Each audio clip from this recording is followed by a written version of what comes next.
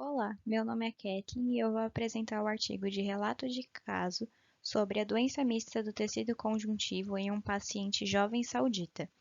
As integrantes do grupo são Fernanda Menezes, Kathleen Eliane e Milena Braz. A doença mista do tecido conjuntivo é uma doença autoimune sistêmica que apresenta autoanticorpos anti-U1. Clinicamente, tem característica como lúpus eritematoso sistêmico, esclerose sistêmica, dermatomiosite e polimiosite. A relação mulher para homem é de 6 para 1.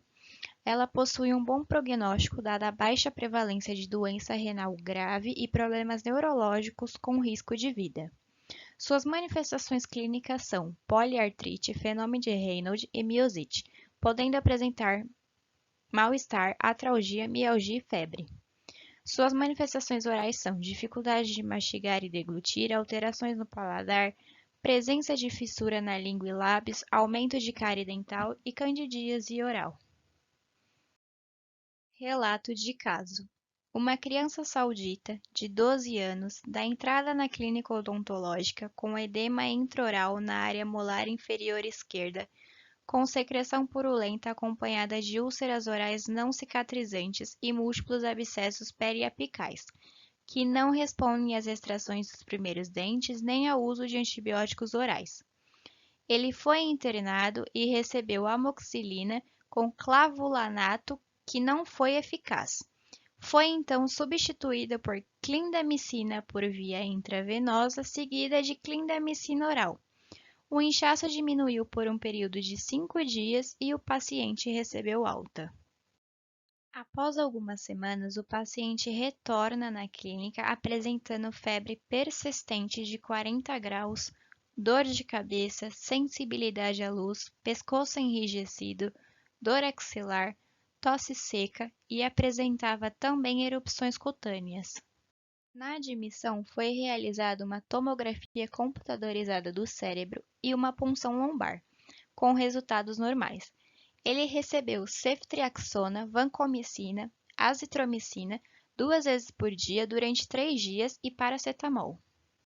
Foi realizado alguns exames laboratoriais no paciente. Podemos observar que o exame constatava queda nos neutrófilos, linfócitos, monócitos e na hemoglobina. O paciente apresentava também redução no volume corpuscular médio. É possível observar também uma alteração na urina do paciente.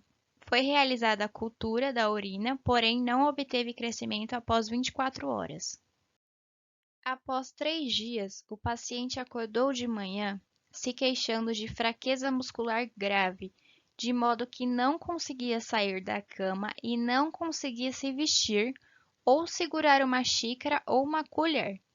Se queixava de uma erupção cutânea elevada em sua bochecha, vermelhidão na orelha e perda de cabelos. Apresentava dificuldade em engolir, úlceras orais vermelhas indolores no palato, dor em várias articulações com rigidez matinal antes de sua internação no hospital. O paciente apresentava história de leishmaniose cutânea, não apresentava histórico de atraso em seu desenvolvimento, a história pré-natal não foi significativa. Seus pais são primos de primeiro grau e sua irmã tem doença celíaca. O paciente apresentava uma aparência ruim, com erupções cutâneas discoides, sensibilidade leve em várias articulações, sem evidência de movimentos articular restrito e fraqueza muscular nos membros inferiores. Os resultados de sua avaliação laboratorial na segunda admissão apresentavam volume corpuscular médio reduzido, ANA positivo, creatinoquinase reduzida, aspartato e alanina transaminase elevadas e nucleossomo positivo. Exames negativos para hepatite B e C e também para citomegalovírus. O paciente também realizou uma eletromiografia que revelou miopatia proximal. A ressonância magnética apresentou resultado normal. Foi feito também uma biópsia de medula óssea e um ultrassom do abdômen, que também tiveram resultados normais. Em seguida, o paciente foi tratado com metilprednisolona por via intravenosa, seguida de prednisolona por via oral e sulfato de hidroxicloroquina 200 mg por dia. Recebeu alta após 2 semanas de internação, com boa resposta. Nas visitas de acompanhamento, foram apresentadas melhoras na fraqueza do paciente, na perda de cabelo, nas dores nas articulações e melhora na erupção cutânea. Discussão do relato de caso. A doença mista do tecido conjuntivo em crianças é uma doença autoimune sistêmica rara, que requer pelo menos 2 doenças imunológicas sobrepostas, como lúpus eritematoso sistêmico, doença meningocócica, esclerodermia e artrite idiopática juvenil. A presença de anticorpo anti-U1-RNP é um achado laboratorial da doença mista do tecido conjuntivo. Um anticorpo antinuclear alto e fator reumatoide podem estar presentes.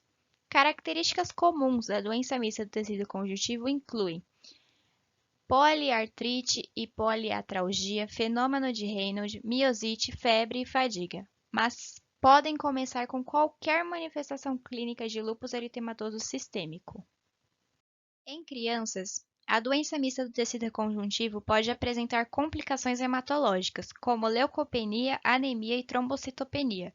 75% dos pacientes com a doença apresentam leucopenia, enquanto a trombocitopenia é pouco frequente. Anemia e leucopenia geralmente melhoram com o tratamento. O nosso paciente apresentou artrite generalizada e fator reumatoide positivo.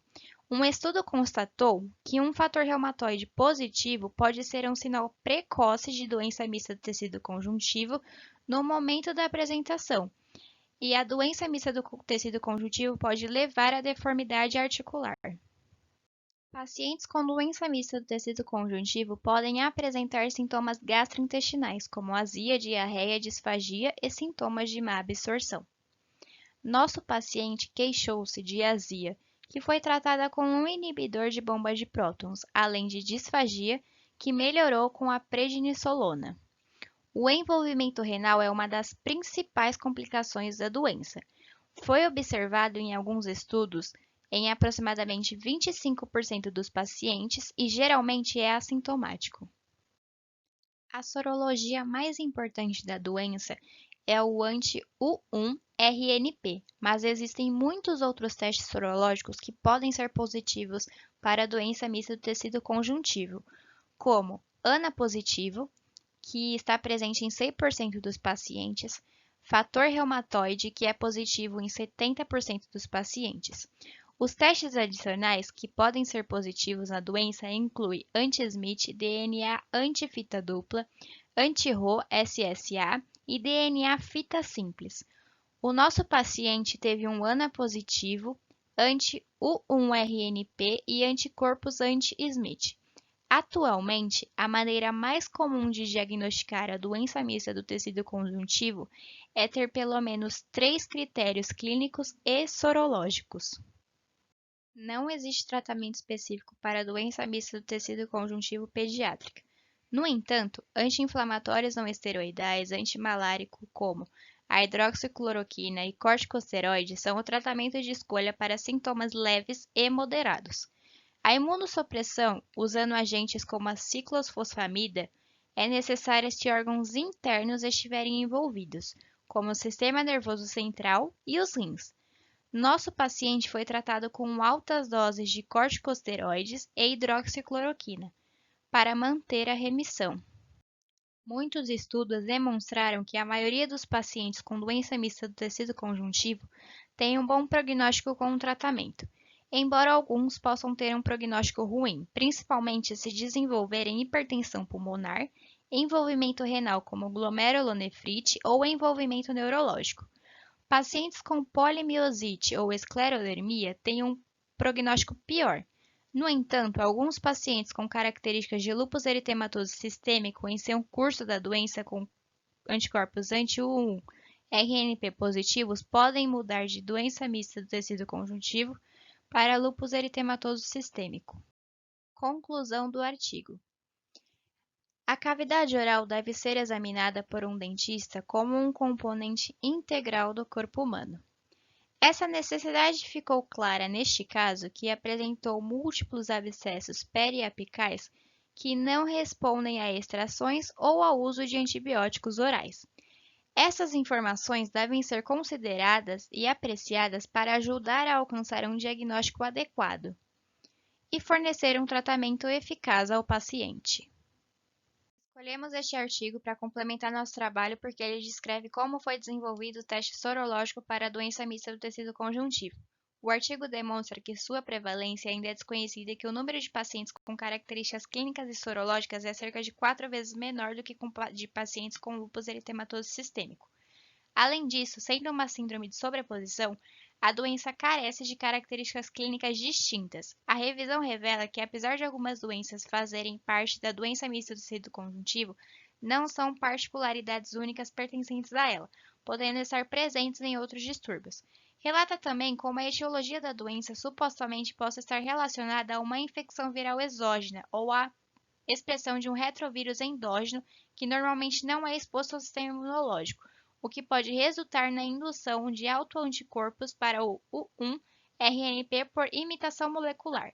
Quando descrito pela primeira vez, acreditava-se que a doença era caracterizada por um bom prognóstico e de baixa frequência de doença cerebral e renal, em comparação com o lúpus. Essa opinião agora foi revisada após estudos de acompanhamento mais longos para a visão de um prognóstico na doença mista do tecido conjuntivo é pior do que a do lúpus, sendo a maioria das mortes atribuíveis à hipertensão pulmonar. E aqui nós fizemos 5 perguntinhas relacionadas ao nosso trabalho em forma de cruzadinha para vocês se divertirem um pouquinho.